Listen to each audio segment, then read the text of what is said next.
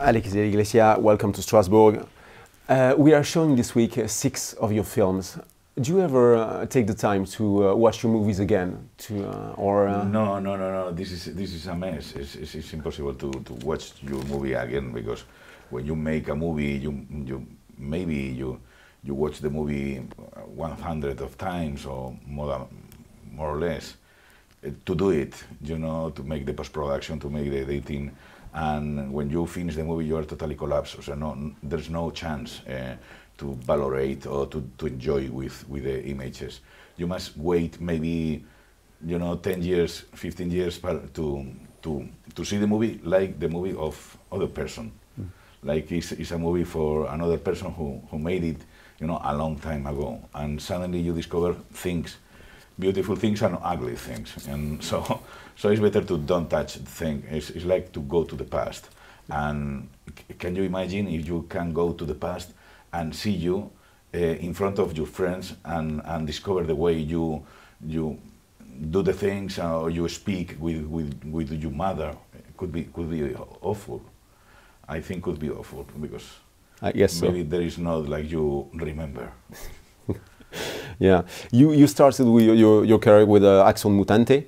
The movie was produced by Pedro Almodóvar in the early 90s, and it was the late times of the Movida in Spain. Yeah. How was the movie received by Spanish audience back then? Was it like the darker side of the Movida, or?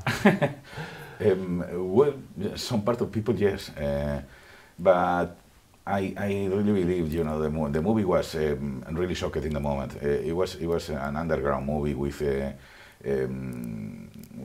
the feeling of a comic book, and it has to be something with, for example, delicatessen in France with Jean-Pierre Jeunet and Caro, but with a humor, strange humor, and cynicism, and the movie talk about terrorism in a funny way.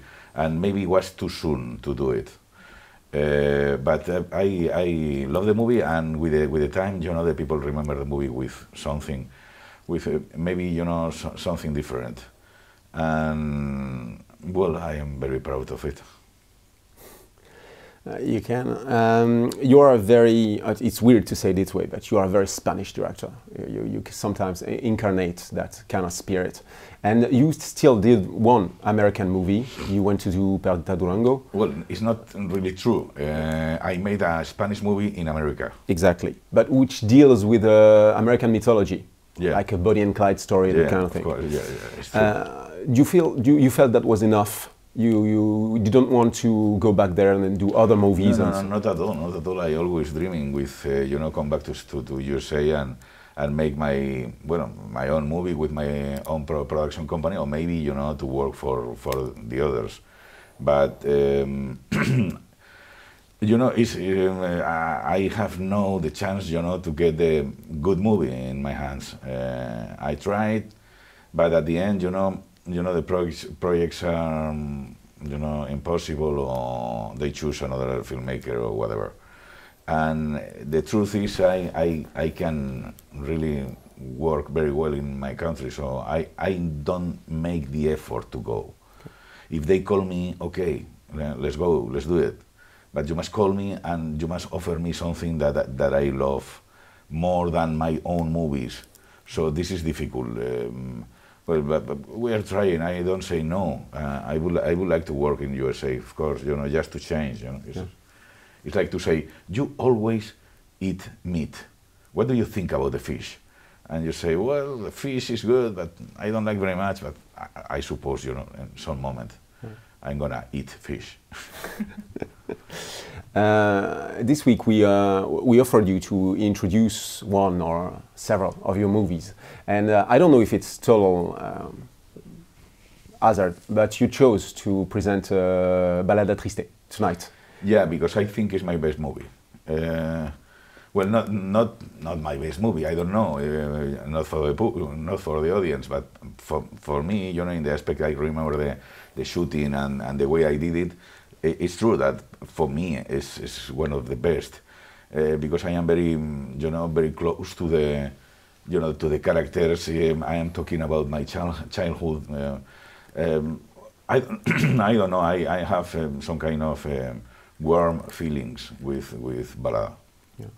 It's interesting that you say that it's about your childhood, because I have the impression many genre directors don't like to deal with contemporary issues or historical issues. Or with the reality. But maybe we can feel it in a straight way. But if you study the movie and you beginning to make some kind of research about the filmmaker or the people who are involved in the screenplay, suddenly you discover things.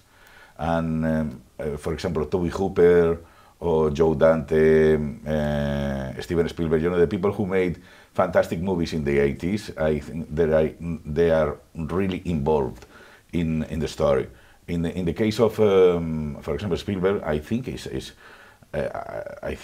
well, in some way, for me, Steven Spielberg is like a art and essay filmmaker, an author. But the thing is, his mind is, ¿cómo podríamos decir? O sea, his mind fits in the mind of everybody. Yeah. O sea, it's a person who has a brain, who works and deals with reality in the same way the people and the audience dreams and live. So there is a perfect marriage between Spielberg and the audience, but he tried to do his own feelings, his really close own feelings, no? And in other cases, I am different to the audience. For example, I really different. I have to make an effort to make a movie for the rest of people. If I make a movie for me, just for me, I make my short movie, my big, Mirindas Asesinas, and that's the ball, an absurd movie. I would like to make data movies. It is the thing I really want, but with no sense in something similar to Eraserhead, but in a comedy, and well, it's not really commercial. So you must make a deal with the audience to make movies. Is a fact. Of course, but you're saying that Spielberg has this way to touch the audience, and maybe Balada Triste is your movie that comes closer to the audience because it's one of the most emotional things you ever did. Well, thanks to say that. I appreciate it. Yes, and I. Not your relation with the audience is not like a father who wants to teach or to show something to his son. It's strange because maybe you want to to have a good time with someone, but you want to make pain as well, or revenge when you are making a movie, and you say now the audience must be, enjoying with that. But in some moments you say, now the audience must be suffering with that. And you want to make it suffer, like in, for example, Que Bello es Vivir, how was the title in English? Do you remember that? Frank Capra's movie. It's What a Wonderful Life. What a Wonderful Life, with James Stewart. With James Stewart, yeah. Okay, this movie is a beautiful movie for Christmas. Everybody loves that movie. But at the same time, nobody says that this movie has 2 or 3 moments really violent, extremely violent. When some man hits James Stewart in the bar in the moment where James Stewart is totally exhausted or full of pain, thinking my life is totally destroyed. So a filmmaker wants to make you happy, in the case of Capra, but to go to this place, you need to, you need to walk in a hell in the middle of the movie. So, well, it's the way I love to do movies. And I think it's also the way you approach your characters, because you say that you always side with the villains, but I feel that in your movies, they are not really villains, actually. It's just people who are greedy, people who are just nasty, people who are just human beings, but human beings just going on the edge of the wrong side? Well, it's true. I don't like the good guys. For example, in talking about something yours that I love, no, Tantan, the Adventures of Tantan. With Haddock, I love Haddock, but I don't like Tantan. Tantan, who is Tantan? As a journalist, I never read nothing. At the end of the album, we don't discover, you know, a new book or a new article in the paper from Tantan. What he's doing. Everything is perfect in Tantan, you know. Even the how do you say the coat? You know, es la gabardina, no. Well, the way he dressed. Sin embargo, Haddock is amazing. You know, Haddock is a sailor, is alcoholic, has problems, is always upset, is angry, well, he's a good guy. He's a person who I want to meet. And he's evolving, because he's just a drunk sailor, and he becomes like the count of his own castle, and so. Exactly. And has known a lot of culture. He doesn't know that, you know, the castle is a jewel. You know, for him is, you know, like a regular house. And in fact, this is the way to make a movie with interesting characters.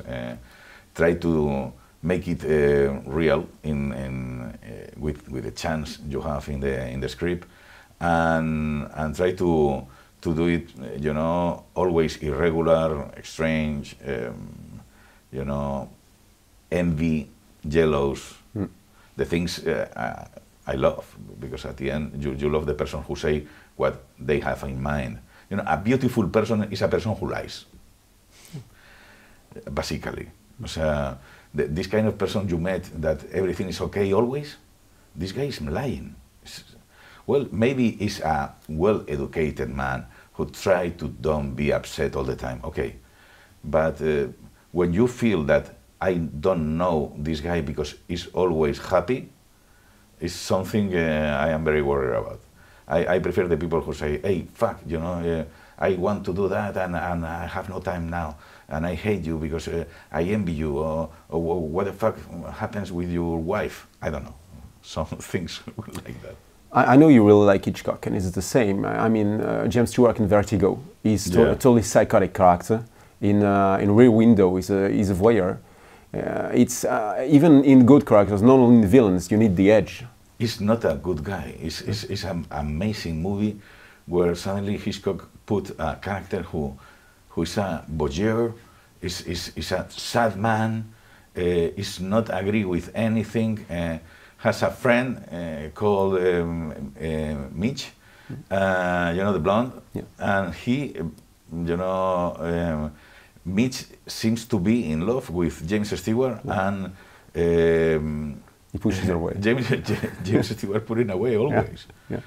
At the same time, he's in love with a dream, not with a person. You know, he's in love with the image who has from the girl he met in a museum, and this girl doesn't exist. This girl is a fake, created to confuse him. So it's like a metaphor of life, you know. When you fall in love, you are falling in love with an idea, not with a girl, because you don't know the girl. You know the girl when you are married, but at the beginning you have an idea of her, and an idea of life. You are happy because you have an idea of life. You have no real contact with the real thing. In the moment you have contact with the real thing, you are old and exhausted and tired, and it's not what you have in mind. So this drama is you know, the Vertigo's drama, and it's apasionante because it's the movie who talks more about life that I've seen. Exactly, and again, it uses genre to talk about very precise things about life, and you do the same. When you do El Bar, you use pure genre, but you talk about the fear of terrorism and the way it brings people apart, not together. When you do La Gran Noche, it's about the media. It's also very violent. So I think that as a genre director, you really want to deal with social things, political stuff, very actual matters. Yeah, it's true, and it's not my intention. No, it's not my main intention. So I want to make a movie, and that's all. I have no matter, to talk about a movie who has no relation between reality. But in a moment when you are writing, when I am writing with Jorge, for example, you feel that something is better if you connect this idea with something the people have in mind, because it's like a support to make it better. When I was writing El Bar, we have just one thing on mind. A group of people are close in a bar and they can't escape. Why? And we begin to think why. We think in a killer, we think in something, Twilight Zone thing, something supernatural. We think in a lot of ideas, and at the end we say, no, it's a virus, it's Ebola. And wow, dijimos, sí, es lo mejor, it's the best, because it's real, at the same time doesn't exist. Virus is something that no exists. And you don't know if it's happening or not. Maybe everything is a lie, and they are saying there is a disease and doesn't exist, and government has other plans. Maybe they are make the disease to destroy us or to control us or whatever. So all that ideas going into the script because of the idea of the virus, and suddenly happened. In 6 months, happen in real life. The government is not killing people when see people in the streets. But if we have, maybe if we had mortal virus, a real mortal virus where you die at the moment, maybe, the rules could be another. Of course. Through the years, you're a very graphic director, but you worked with so many great actors. I make an assumption that actors come work with you because they know they're going to have a lot of freedom to express themselves, to go wild. Is that what you feel? Yeah. Sí, bueno, I like, the good actors, and when you are watching a movie, you are thinking, this guy is good, this guy is good, this guy is not good, and you are thinking in your work. Now with the age, with con el paso de los años, no sé cómo se dice eso.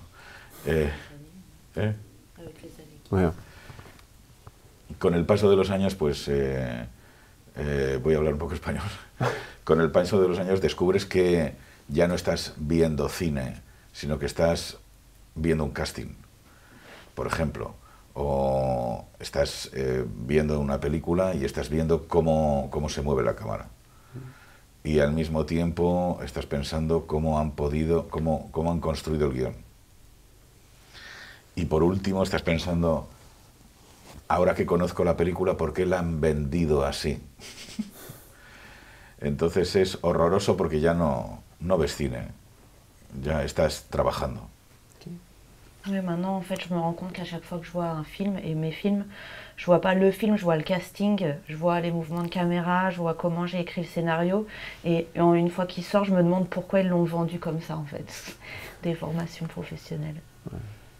Oh, of course, but I guess that, like many directors, you appreciate when you can dive into the movie and you're not seeing anything. You're not seeing all the magic around it. Yeah, that's when a movie is good.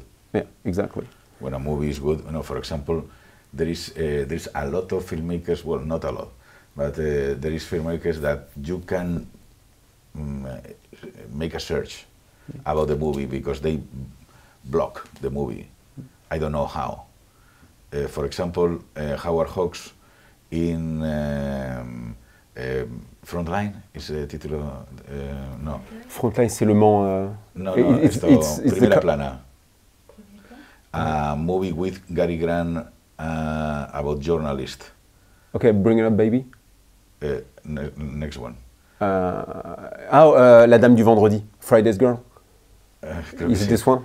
Que bueno, ese funciona también, it works as well. The thing is que Howard Hawks es muy difícil ver cómo está una película hecha.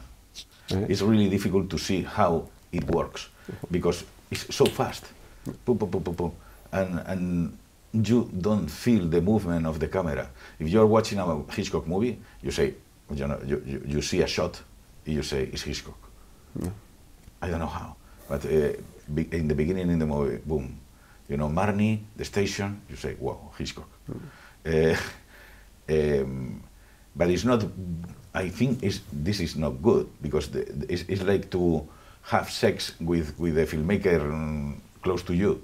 You know, if you are watching a movie and you are enjoying with the movie, I don't want to have, you know, filmmaker close to me telling me, wow, okay, well, such a movie, eh? No, please, get out. And in the case of Howard Hawks, you don't see that thing. You just see the movie. And when you don't discover the filmmaker or the actors, or you just see the whole thing, that's a good movie. Because there is a lot of movies that you say, hey, you know, Ryan Gosling is so great. That is because the rest are not so great. And it's a matter of filmmaker to put everything in the same level. Yeah. The French director Claude Chabrol, he used to say that there was directors. Directors that made movies for other directors, so precise and so well done that nobody could spot the things. And he was talking especially about Roman Polanski. Yeah. No, bueno, I love Polanski as well, and I love Chabrol.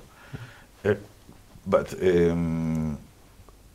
it's true that I don't like, you know, now in that moment, in this precisely moment, we are enjoying a lot of really very well done movies. If you go to the cinema, it's difficult to not like in the 80s. It's difficult to see a bad movie. So a movie where, you know, the audience says, hey, this is not good, you know, it's not well done. Technically, I'm saying. It's not well done, you know, the things doesn't work, I don't understand what happened. Sin embargo, eso no quiere decir que sean buenas, ¿no? ¿Cómo se diría eso? Ça veut pas forcément dire qu'elles sont bonnes, que les films sont bons. Quiero decir, son productos perfectos. They are perfect projects with, well, everything is in the set, everything is okay, you know, but it's not, you know, I forget it. Se olvidan muy rápido. On oublie aussi très vite ces films. Because it's only well done on technical way. It's just, okay. It doesn't have the l'alchimie. Alchemy? It doesn't have the alchemy. Sí, no, there is no chemical thing that suddenly make a good movie interesting for you. But the problem is that now because of the maybe journalist or bueno, the people wants to have everything easy in his hands, but the problem is the people is searching, or the people is looking for the good movie. And when you are walking and talking with your friends, you say, it's good or it's bad? No, it's good. Okay, but I go. No, you don't go. And in fact, the best movies I've seen, the most interesting movies I've seen, they are always, when someone tells you, it's because it's not regular, it's not what they expect is something different, and you lose the chance to go because someone says, no sé, yo por ejemplo yo no hubiera visto Eraserhead, o yo no hubiera visto, yo qué sé, 1000 películas de risas, 1000 comedias que no son totalmente buenas, pero tienen momentos increíbles. Qu'il a adoré plein de comédies qui sont pas forcément excellentes, mais qui ont plein de passages super intéressants. Of course, yeah, because I also feel that going to the movies nowadays, I don't know if it's the same in Spain, but in France it's so expensive that people are going to look for something flat and not too surprising. Yeah, totally. And that's... But it's not the idea of the filmmaker, it's the idea of the lawyer. Yeah. The lawyer who controls the filmmaker and the cast. So now in America, the movies are made by lawyers. You know, some guy from William Morris take a meeting with I don't know, ICM, and they discover that they have 2-3 actors to make a movie together. One of the screenplayers from ACM has a script and it could be good, and at the end they say, well, maybe this guy could be perfect to do the movie, but this is the way they did it. And todavía más, how do you say in English, todavía más? Even more. There is a way to make a movie now that is amazing. They, first of all, the date of the release. That's all. O sea, this movie, it calls 13 de mayo. de 2024. Okay, let's think about it.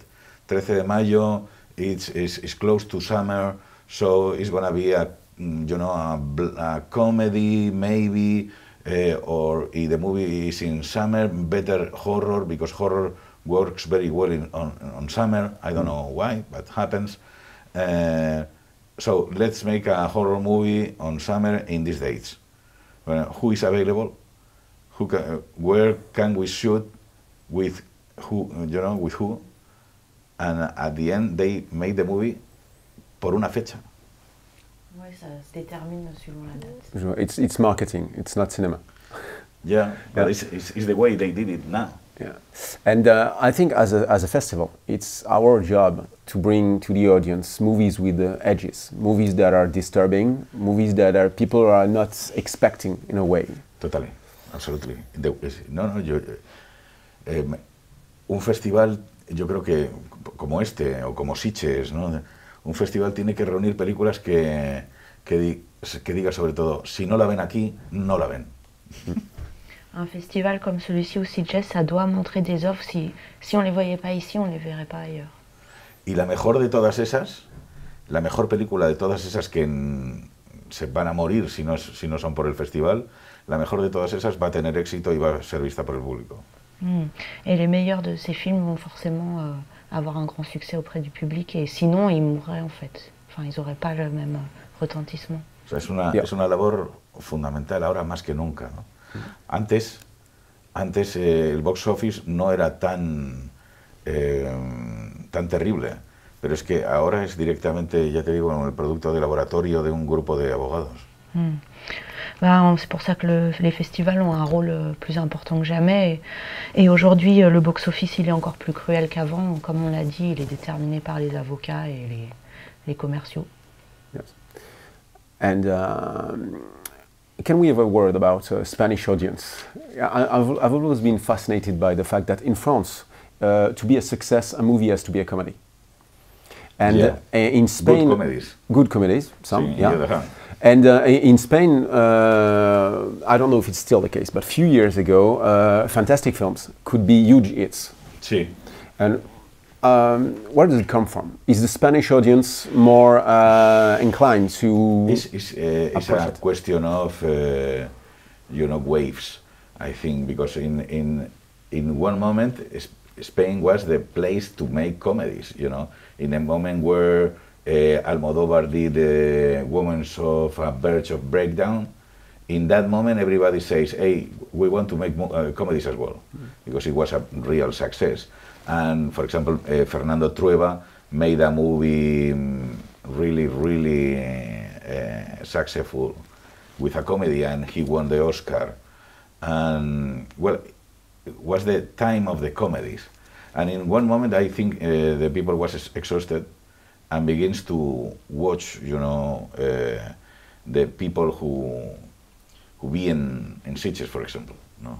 There was a group of people in Sitges, Balagueró, Paco Plaza, y ese grupo empezó a hacer terror. También es posible que influyera, por ejemplo, El Día de la Bestia, you know, The Day of the Beast, que es, pues bueno, el producto de un francotirador, de alguien que hace una película solo porque le gusta. Y entonces provocó la posibilidad de que hubiera más de ese tipo. Donc il y a tout ce groupe qui gravitait à Sitges et tout, qui ont commencé à faire des films d'horreur, et voilà, ça a sûrement influencé Le Jour de la Bête et le fait de faire un film un peu de franc-tireur, mais qui après fait des émules en fait. Yeah, but in France we also have a few good directors doing genre films, but they can't reach to the audience. Even the last Palme d'Or in Cannes, it didn't reach to the audience. Yeah, Titan. Yeah, it didn't reach to the audience. It was a flop. And what about, for example, Climax? Climax was a success? No, not for the audience. It was critically, it's a big success, but not for the audience. It's like our audience, the French audience, doesn't want to go and see that. Do you think it's also linked to the story of Spain, the very violent story of Spain till the middle of the 70s? It's possible. No, we are not against something dark. Okay. So we are not against things who moves in a background of horror, because we have in our house, you know, we not even Civil War, etc. No. I'm talking about Goya, for example. Goya is in the Prado, and is the best Spanish painter, and everybody thinks that is the best Spanish painter. With Velázquez, no, but Velázquez is a little bit dark as well, but not in this way. But Goya is like respect by my mother, by, you know, my professors, by everybody. Everybody says Goya is good, but Goya is a fucking madman. Yeah. He's crazy, this guy. So maybe it's good to know that, you know, the tradition respect some madmen. Okay. And influencing that's one thing the people have in the head, you know. The audience is not normal in this way. It's a good explanation, no? It's Sí, te hablo de Goya, te hablo de, yo qué sé, Quevedo.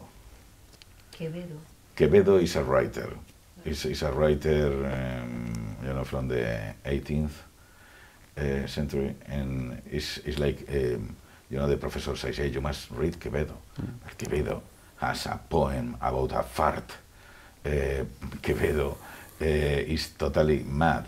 Quevedo es un cynicism, es un cynical guy. Y está loco. Et mes profs me disaient de lire cet auteur Quevedo du XVIIIe siècle, voilà, alors que c'est un fou complet. Il a fait un poème sur un paix, et il est super cynique, y tus très padres noir. te dicen, tú tienes que leer Quevedo. Et ¿sabes? les parents te disent, faut que y tu luego, lises. pues, o sea, la tradición, o sea, lo que es la literatura tradicional no es directamente de terror, pero tiene elementos muy fuertes, no sé, Lorca habla de muertes y asesinatos, no sé, Calderón Calderón o Góngora, o yo qué sé, hay un montón de ellos que sus historias no son precisamente, ¿sabes? Son muy tienen un punto quizá muy shakespeariano, ¿no? También, en el sentido de que pueden tratar cualquier tema. Puede ser una comédia o puede ser un asesinato en masa.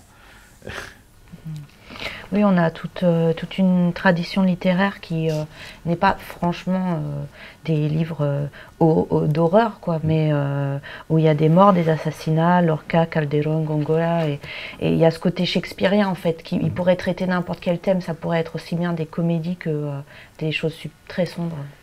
So it's cultural, because our culture is tends less to... Bueno, tenéis gente muy fuerte también, ¿eh? Yeah. Vosotros tenéis a Céline, por ejemplo. Yeah. Oui, on a Céline, ouais. Yeah. It's well, Céline is more contemporary. Sí, but no sé, no sé. It's only 50 years ago. But well, it's interesting to understand the Spanish audience. And nowadays, we were talking about the work of the festivals to put the light on some films. I know in France, your last films can only be seen on Netflix. Yeah. Also.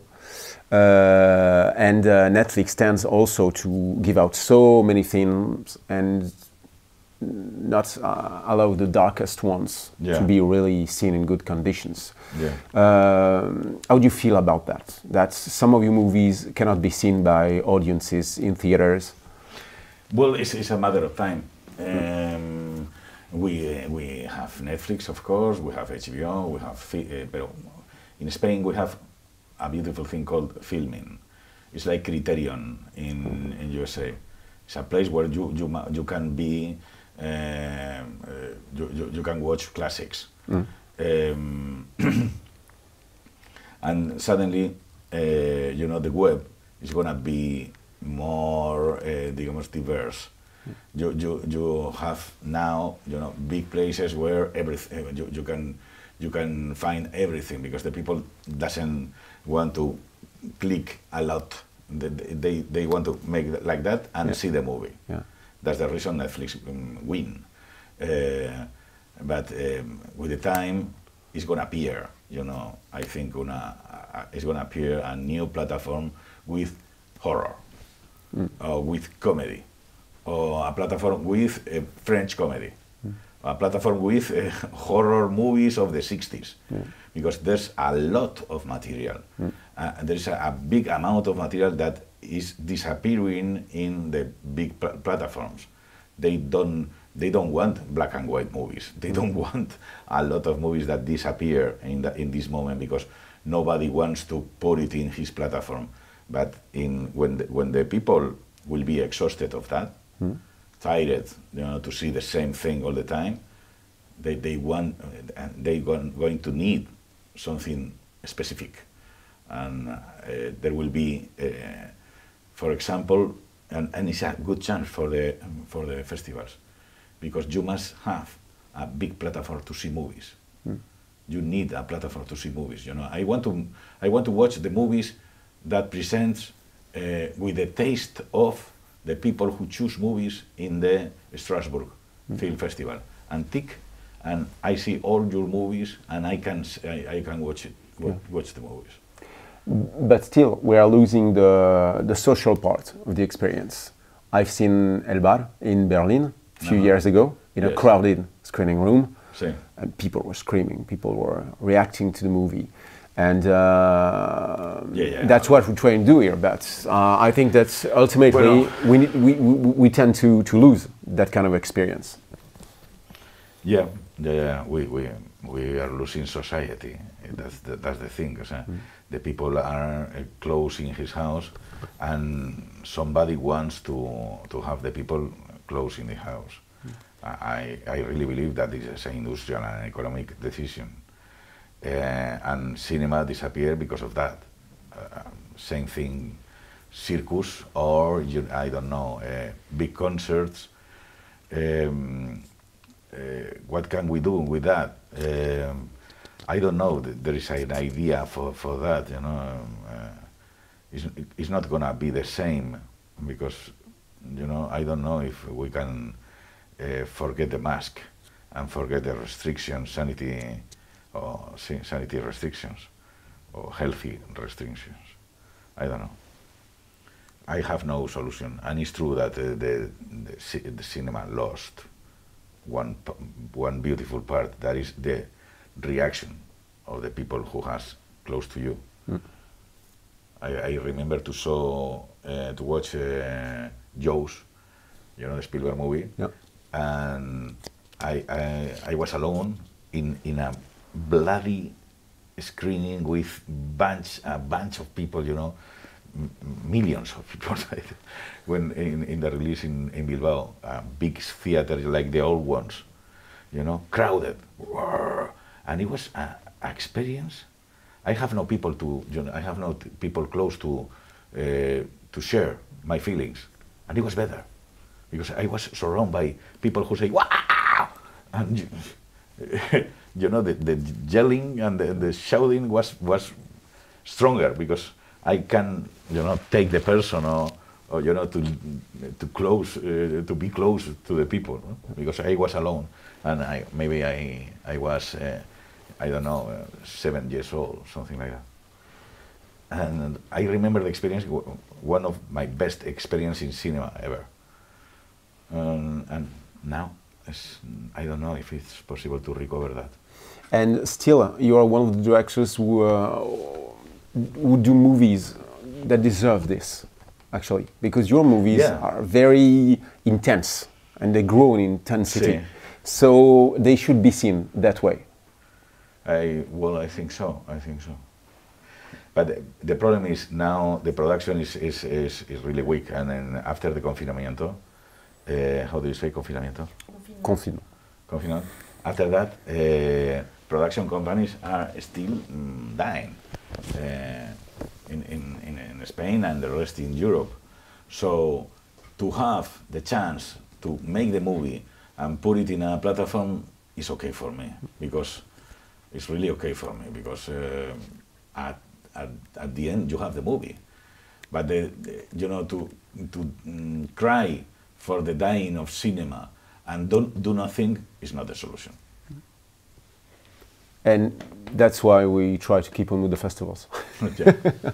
Okay, thanks a lot, Álex, for all the answers. Thank you for your job. Thanks.